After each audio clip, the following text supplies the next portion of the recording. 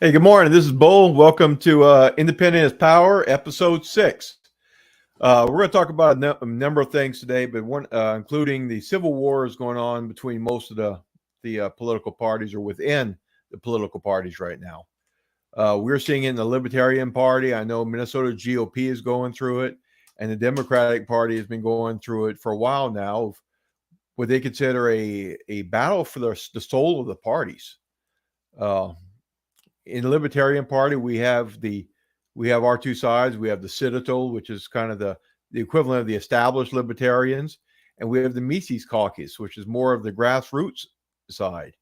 GOP, you have the same thing. You have your establishment, and then you have your grassroots activists who don't feel that they're having a voice. And the Democrats, you're looking at the same thing. You've got your establishment Democrats, but then you have your progressives on the further to the left who are saying, hey, the party needs to move closer to us. So what it's creating a civil war between all the parties, which, you know what, that makes sense. As American people, we can't just be cleanly broken up into two or three groups. We always have things that's going to overlap with two or three different groups. So to ask us to fit into one and just to follow that one solely, I mean, it just doesn't make any sense. I have something that was sent to my webpage this morning by Ed's son. Thank you very much, Ed. I'm going to read it to you right now. It's from an English philosopher named John Stuart Mill. It says, the only freedom which deserves a name is that of pursuing our own good in our own way, so long as we do not attempt to deprive others of theirs or impede their efforts to obtain it. Each is the proper guardian of his own health, whether bodily, mental, or spiritual. Mankind are greater gainers by suffering each other to live as seems good to themselves than by compelling each to live as it seems good to the rest. That is basically what the parties are trying to do, is they're trying to convince you that it's best to live as that group decides rather than be able to go on and make your own path. That's what I love about running as an independent, is that I can run as my own path. I mean, I don't have to fit every nook and cranny, every platform issue on any particular party. I can come back and say, this is what I think is best. And those who agree with me can follow me, and those who don't, there's not an obligation because it's not a loyalty to party. I see so much of this right now of people who don't necessarily agree with the party's choice, but their loyalty is to the party, so that's what they go with, rather than who would necessarily benefit them the most or who will listen to them the most. That's one of the major problems with our political system right now. That is one of the things I'm out here trying to fix. I'm use some examples from the GOP. You've had this establishment who has decided for years this is the best way to go, and they've been following a path that is what is best for the party, what is best for their financial interests, what is best for their lobbyist.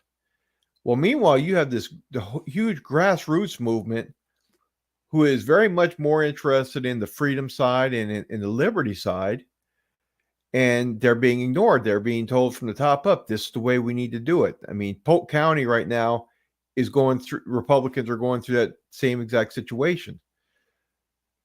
That's one of the things that made President Trump so powerful.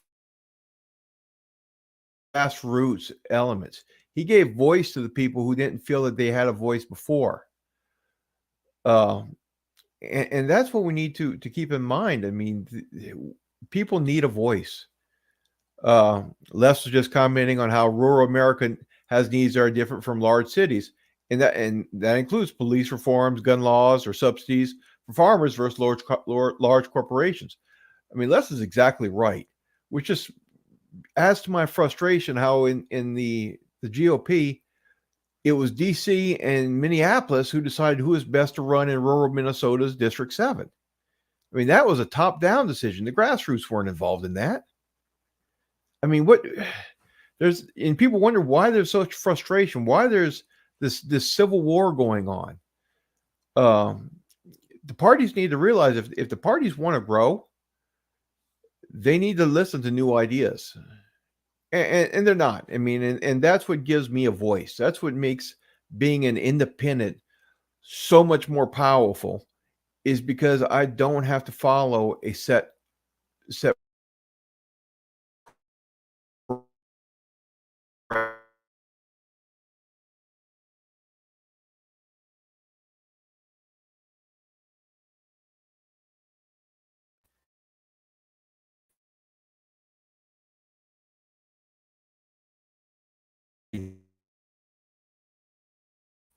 And that's what we need. I mean, we need that freedom. I mean, as the quote said, I mean, what words are really can be used for freedom now? I mean, is the uh what is liberty? What is freedom? I mean, it's that ability to do what's best for ourselves, to do what we decide is best, not somebody else, not some other group. I mean, and that's what we need to focus on.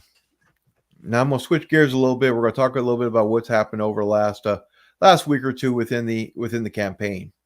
If you follow my website or you follow my Facebook page, you'll see that Mark Lindquist, Mark was originally the DFL candidate, and he was probably the favorite DFL candidate to begin with.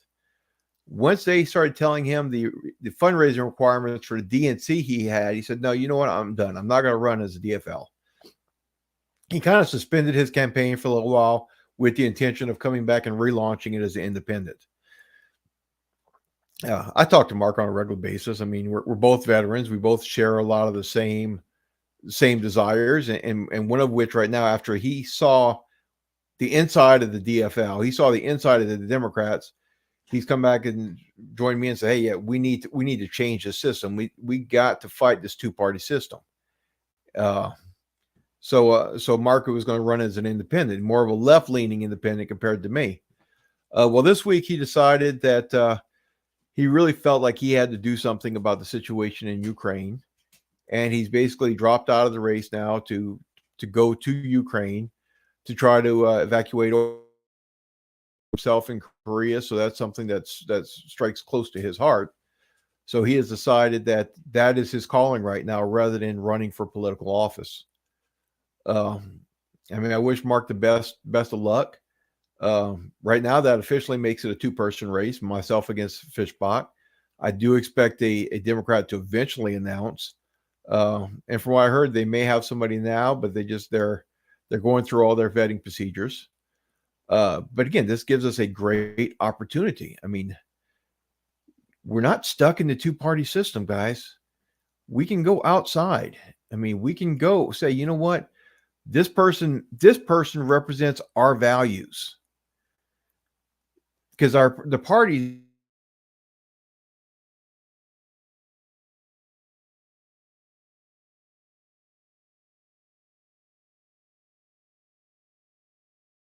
something aren't being listened to. As we say in the military, I mean, these are all commands coming from the tower. They're coming from somewhere else.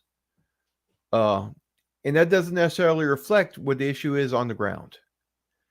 So, I mean, I hope to God people will listen to what we have to say, and will get out of that mental cage they have themselves in, a feeling that they have to vote for a specific party, no matter what. I mean, that's running our country into ruin.